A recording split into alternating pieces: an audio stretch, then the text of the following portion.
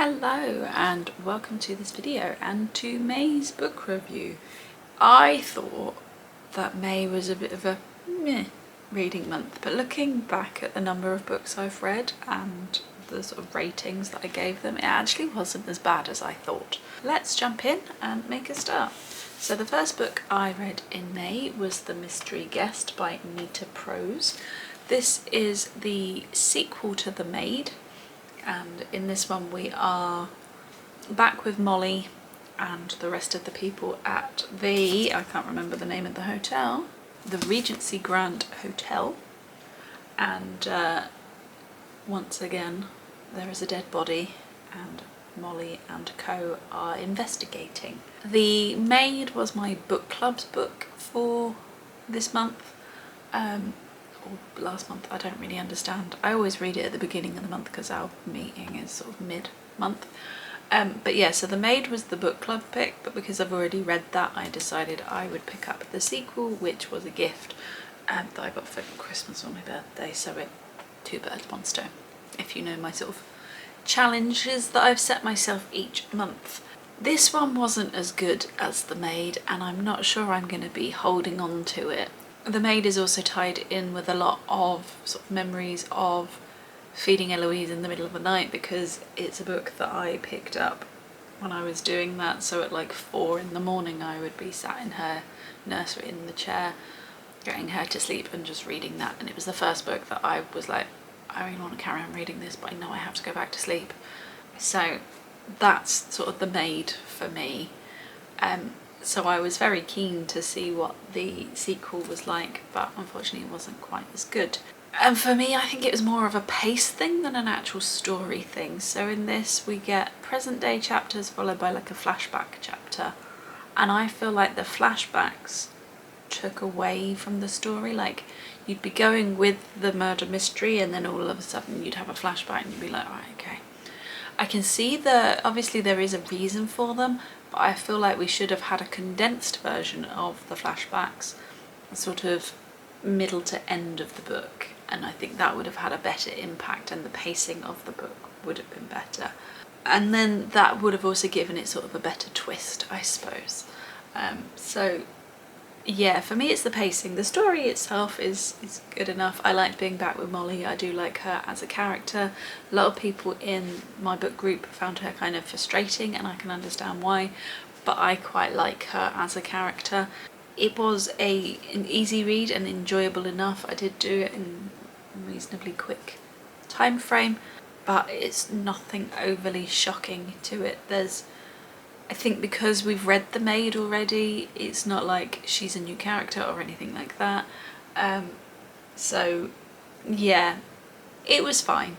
I gave it a 4-star, but again, not sure I'm going to hold on to it, unlike The Maid, which I did really enjoy. The next book I read was actually an audiobook, and one that isn't on my Kindle or anything like that. I just saw it on there and it was available and I was in the mood for an audiobook, so I went, I'll have that one. And that is One of Us Is Next by Karen M. McManus, and again that's a sequel to One of Us Is Lying by the same author. And the reason I can show you that is because, having read the sequel, I now know I'm not going to reread the first book, whereas I was holding on to that because I wanted to read the sequel for it. This has 3 narrators, but I can't remember their names, which is really bad. I apologise, because we've got 3 main characters and we get chapters from 3 characters. So each chapter from that character is read by this person, but they also then do the dialogue with the other people, even though they've got their own narrator. I would have preferred if I've got no idea what any of their names are either. So if person A was talking to person B, I wish person B, who's the narrator for those chapters, actually did the dialogue for that character in person A's chapter 2. But that's probably a personal preference. Having the 3 I liked, it did distinguish who we were with, which I found helpful. And I liked having the 3 different people perspective on it.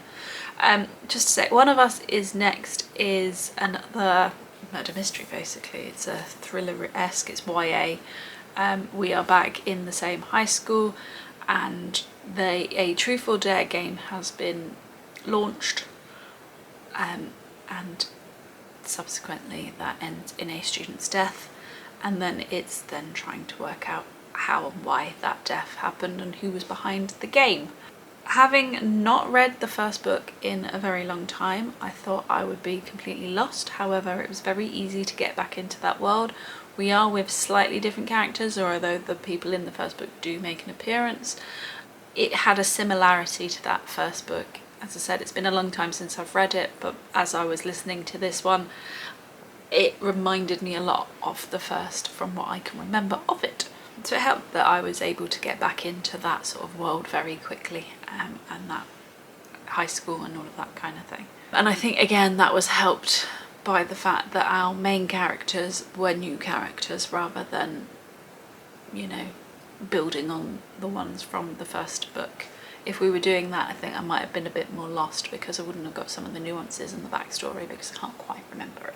I would say, again, it's a YA thriller, and I've read a few thrillers now, so that might be part of it, but I did guess several of the twists. However, I didn't get the very last one, which was like the big twist. I didn't guess that one, but parts leading up to it I did get. And I found that it ended very abruptly. You were in the story and then you weren't, which I wasn't overly keen on. Again, I rated this one 4 stars. It was enjoyable enough. I would recommend the audiobook. I found it an easy listen and I could keep engaged even when I was doing other things. So yeah, enjoyable enough is my thought on that one, but as I said, it has made me go, don't need the first book, probably won't pick up the third unless I find it on audio again, but my library's audio selection is not the best, but I'm not going to be buying a subscription for it at all. So yes, that is One of Us Is Next by Karen M. McManus. The third book I read, and we're back to physical, is the second Bridgerton. So this is obviously my continuous series book, and this is the Viscount Who Loved Me. This is following Anthony and Kate. We again have had a Netflix series of this, which I have seen. But it differs from the series quite a lot. The second series I wasn't very keen on, and again I wasn't as keen on this book compared to the first, and that's purely because I'm not that big a fan of Anthony as a character. Kate's fine, but I much prefer Daphne and Simon's story. But the fact that this does differ from the series did mean that it was slightly more enjoyable in that aspect because I didn't quite know where it was going, although obviously I had a vague understanding. I would say though, when you hear the descriptions of Kate and Edwina, how did we get this casting? Obviously this is the TV show cover. Don't understand the casting for those two having the description in the book. They made it work for the series, but yeah, that one was a bit confusing.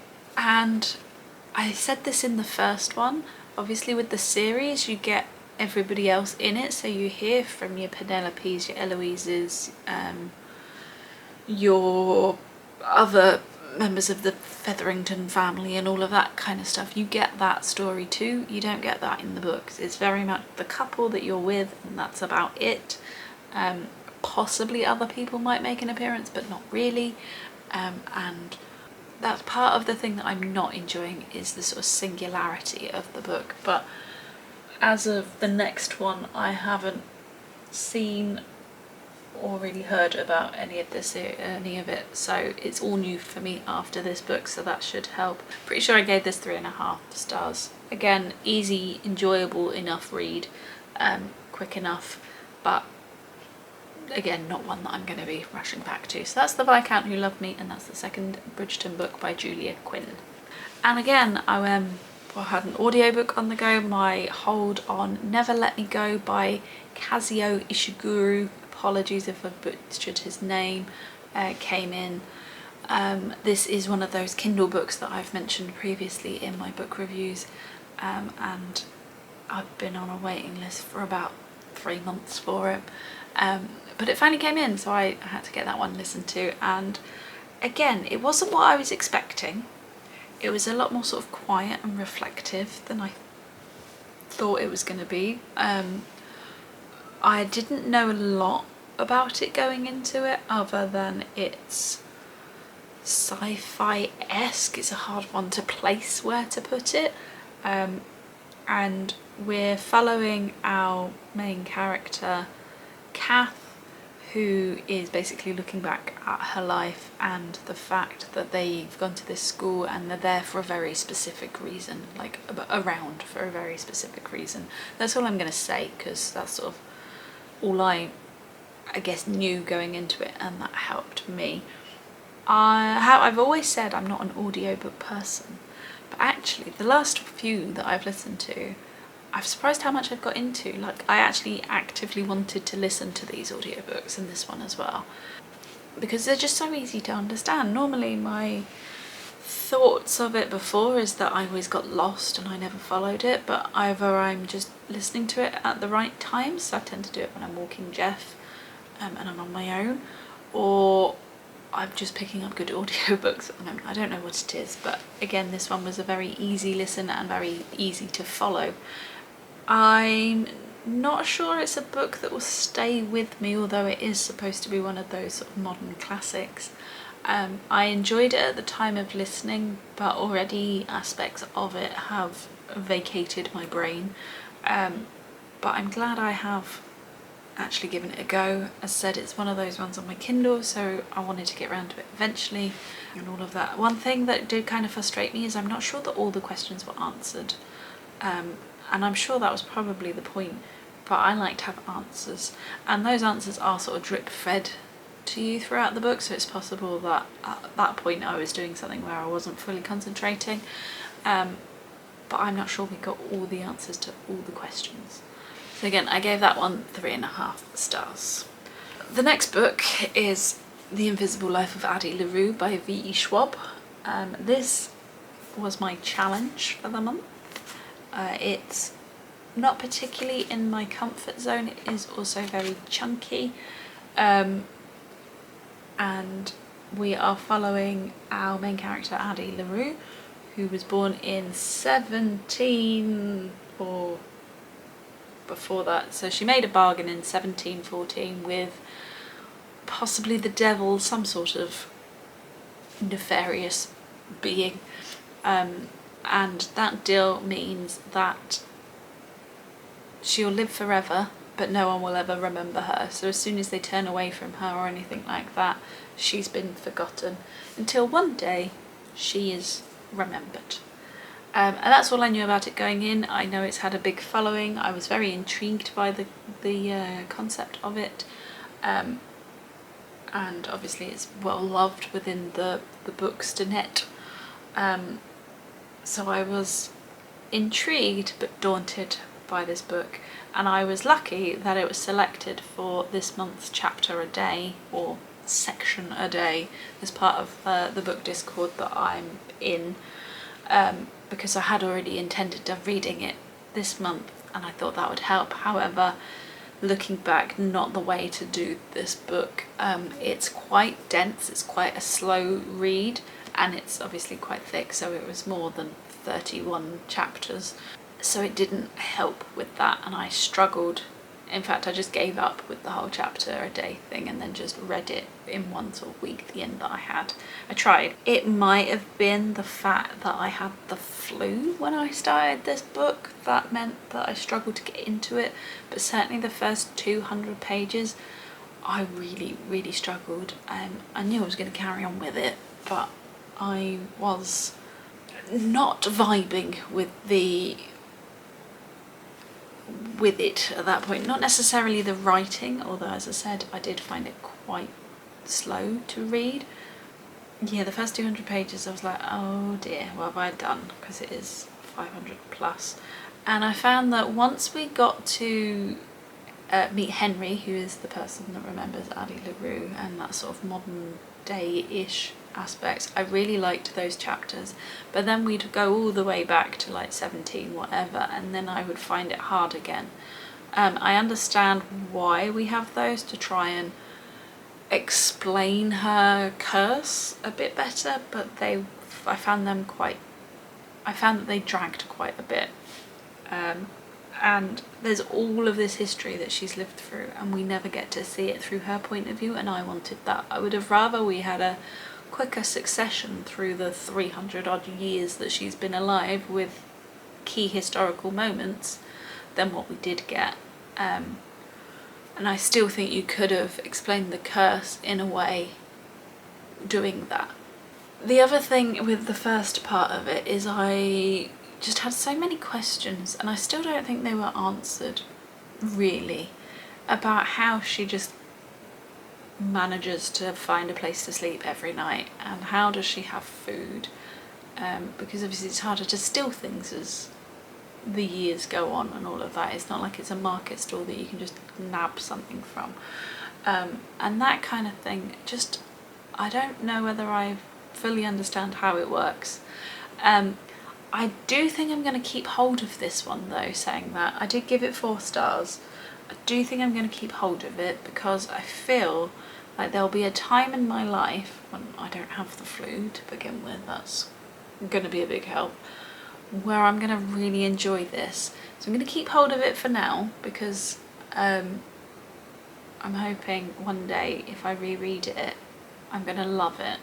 Because there are elements of this that I really enjoy, and V. Schwab's writing is, although relatively descriptive, is nice to read if it does take a while, which is helpful because I do have another V. Schwab to read for book club in the next sort of 2-3 months. But I'm not sure it's for me at this stage, but there we go. I would recommend it if you're interested in it, but just give yourself time for this one, I would say. So that's The Invisible Life of Addie LaRue by V. Schwab, and was a gift, so 2 gifts this month. I'm doing well. However, I didn't get to the oldest book on my TBR because the last book that I read was The Family Experiment by John Mars, and I got this from the library. And the reason I've got this one instead of my oldest book is because this is my next book club pick, but we go on holiday and we land back the day of book club, so I needed to get this book read before we go because I'm going to take my Kindle on holiday. So that is my long-winded explanation of why I don't have an old book on my TBR, but I'm hoping to read 2 next month because I've obviously read 2 book clubs this month. Not that you really need to know that. But anyway, The Family Experiment by John Mars. Sorry about the shine, it's a library copy which I need to take back today. So it's got the cover on it. But The Family Experiment is based on a competition, essentially a reality TV show where I think it's 6 couples or 6 people are given a AI child in the metaverse to look after. So they have 9 months to look after this child who's going to grow from newborn to 18 within that 9 months. And at the end of it, the public are going to vote on who like the best parent was, and they win either the money, I think it's £250,000, so that they can then go and have a real life child in the real world because everything's so expensive about having a kid, which is technically true, but more so in this society, or they get to keep their AI child that they've had for the past 9 months. What I didn't realise, although I knew it was within the same universe as the one, I didn't realise that they actually do interconnect. So they mentioned the matched DNA thing from the one. They also mentioned about the events in The Passengers, which is a book I've read. They mention about the Marriage Act, which I haven't read, so I didn't understand those links yet. And then obviously this is the 4th one in that sort of interconnected universe. And the fact that we're now following loads of people again, I really enjoyed it. It's when I think John Mars is at his best. The last 2 John Mars books I've read, and I'll try and find one of them so I can link it up for you, see what they were. They were either 2 people or 1 person sort of POVs. And although I enjoyed it, and it's still the, you know, twisty, slightly unhinged world that John Mars always writes, I think he's much better when he's got this whole cast book. So I really enjoyed this one, although the one is still my favourite obviously we're following these people as they've got a newborn upwards. So for the first couple of sections, so the newborn, and I think it's 9 months, it doesn't really matter, I think it's 9 months, a lot of their experiences and stuff I could really resonate with and relate to, because obviously I've just been through that. But then the third leap, I think they get to like 2, 3, and obviously I'm not there yet, so it became less relatable the older the children got, but that doesn't really matter in the grand scheme of things. But those first few chapters I did giggle a lot at some of the scenarios they got themselves into, because I was in a similar situation. Just a warning though, and that trigger warning for death of children, even if they're sort of AI computer generated ones, just so that you know. So if you like Black Mirror, you'll probably like these books, because it's that kind of area. It's hard to put these into a genre. The library have decided that this is a thriller. It could be argued that it's a sci-fi or a dystopian, so hard to put into a genre, but enjoyable, so I would recommend for that. One thing I didn't really anticipate, and I don't know why, is a lot of sort of exploration into AI, obviously, but more AI rights. So obviously these are children, they wear all these suits so that the parents feel everything. So when something happens to them, do they have rights, and that kind of thing. So that was an interesting thought to mull on while I was reading that. And the sort of final twist of this, I had sort of guessed it partway through. There's a lot of other twists and turns, and this is John Mars, that's sort of what he does. And I didn't get half of those, but the final one, the one that would probably be deemed as the big one, I had kind of guessed. But the attention to detail that John Mars has in these books, so that he can interweave all these characters together and all of that kind of thing, is just really good. And it's an easy read. I read it really quick and I didn't really want to put it down. So this one I gave 4.5 stars and would recommend, although I probably would recommend reading them in order, so that when things are mentioned, not that they're mentioned loads or that it doesn't pay, you can read them as standalones, but I would recommend reading them in order, just so that you can pick up on those sort of nuances as well. So that's The Family Experiment by John Mars, and actually makes my favourite read of the month. I've had a lot of 4s for 3.5s, 4s, but this was a 4.5. There was something about it that couldn't be a 5, I don't know, there just wasn't quite that pull for that, but did really enjoy the book nonetheless. And my most disappointing, or the one that I didn't enjoy as much, is probably The Mystery Guest, just because I really enjoyed the first one, and this one just didn't match that level of the first book. So June, I'm going to be starting the month on my Kindle because we're going on holiday. I'm hoping to read, I mean, I've said at least 1 book, but I'm secretly hoping for 2 in the week, but we'll see. And then we'll see where we go with this stack from there. So if you've enjoyed this video, please give it a thumbs up. If you haven't already, please go ahead and click that subscribe button, and I will see you in the next one. Bye!